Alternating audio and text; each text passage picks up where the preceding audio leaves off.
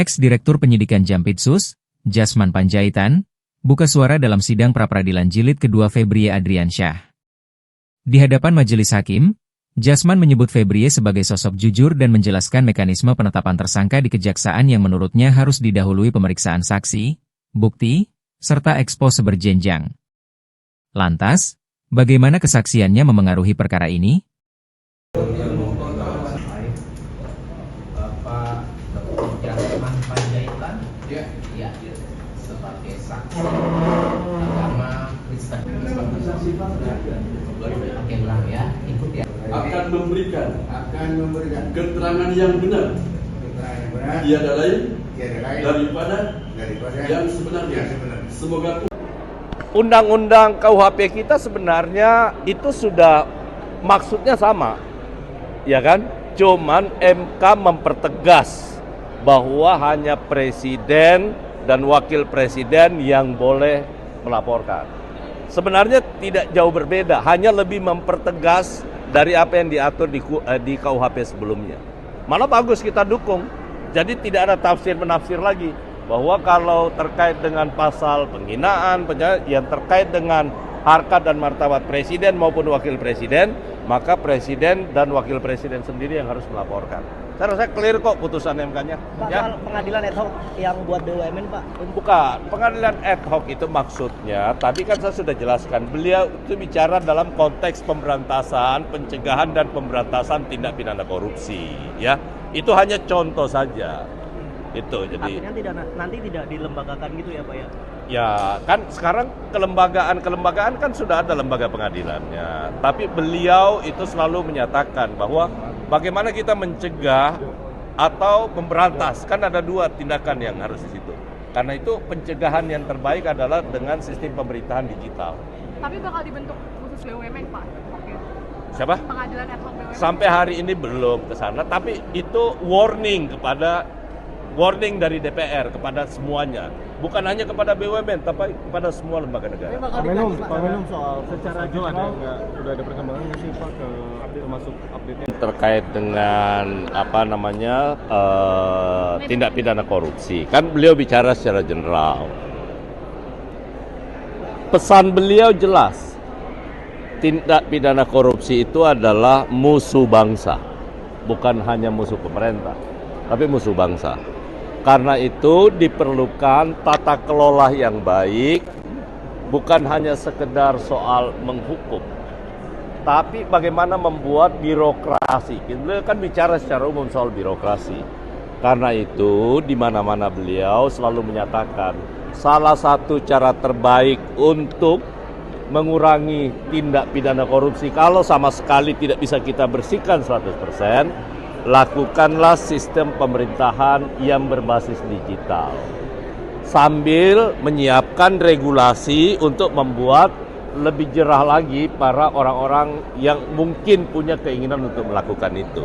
Jadi konteksnya sebenarnya di situ bahwa presiden ingin melakukan.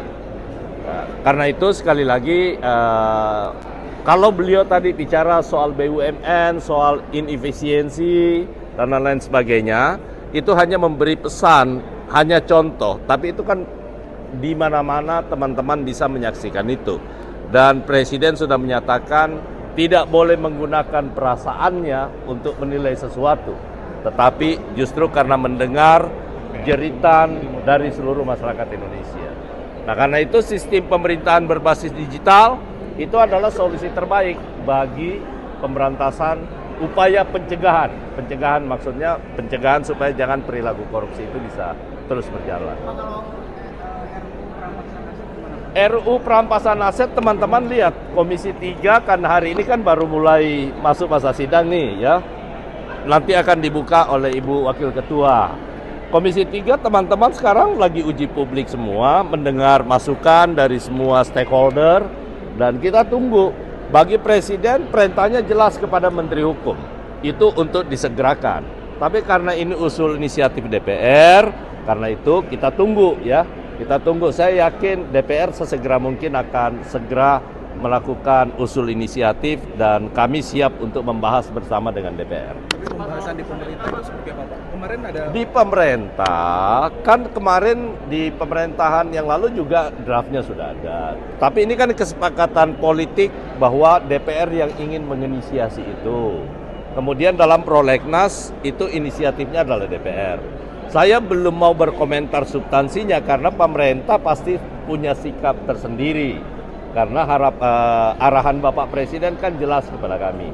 Tapi kita menunggu dulu usul inisiatif DPR, kemudian pemerintah akan membahasnya secara bersama-sama, termasuk oleh Kementerian Hukum. Kami mengucapkan terima kasih kepada Ketua Komnas Perempuan, luar biasa. Tadi malam begitu kami lihat berita, kami baru sudah sholat Isya, tiba-tiba kami cari nomor telepon beliau, langsung telepon. Ini sensitif sekali. Ada yang pelintir dan menginginkan supaya itu menyebar kemana-mana ke seluruh Nusantara. Untuk mencegah ini kami luar biasa, Ibu Ketua Komnas HAM Perempuan luar biasa, karena kita di sini ingin mencari kebaikan. Kita ingin tumbuh bersama, kita ingin bangun negara ini bersama. Tidak ada niat sedikit pun untuk diskriminasi pada orang tertentu. Nah kemarin kronologisnya itu, intinya itu kemarin ada demo peternak ayam seluruh Indonesia. Kami baru pulang dari Alor, karena ini juga sensitif, karena demo seluruh Indonesia dan merencanakan demo lagi. Ini kan nggak bagus, dan anggotanya kurang lebih 3 juta. Sehingga kami terbang ke Surabaya mengundang seluruhnya. Seluruh peternak Indonesia kami undang, pengusaha, para konglomerat. Singkat cerita, kita cek di mana masalahnya. Nah, di Surabaya, kenapa harga turun? Salah satu penyebabnya adalah MBG yang SPPG ini tidak membeli telur dari peternak dengan harga yang ditentukan oleh pemerintah. Suruh satu pun tidak ada yang membeli di Surabaya. Nah, Wagub kami tanya siapa koordinatornya, ditunjuklah. Kami kan tidak kenal. Tapi yang menentukan dia diberhentikan adalah Badan Pangan, Badan Gizi, BGN, Kepala BGN. Nah, mereka, Pak Mentan kita berdekat, oke, kami setuju. Nah, begitu selang 40 menit, tiba-tiba ada tanya, Pak Menteri itu lagi hamil muda. Kasihan. Langsung kami, gini dek, ini begitu pedulinya, kamu berkantor di Kementerian Bagian Administrasi, jabatannya sama, gajinya bisa lebih tinggi, tukinnya. Kami tawarkan di sini. Jadi bukan di hukum, tetapi, nah saya dengan spontan, tolong cari yang kuat. Tapi terserah laki atau perempuan. Jadi tidak ada masalah di situ, membuktikan bahwa saya tidak ada diskriminasi, kami mau di sini berkantor. Dengan jabatan sama, bahkan promosi. Karena anaknya cukup cerdas. Cuma kita harus maklumi karena lagi hamil 6 bulan. Nah ini kerjaan keras banget.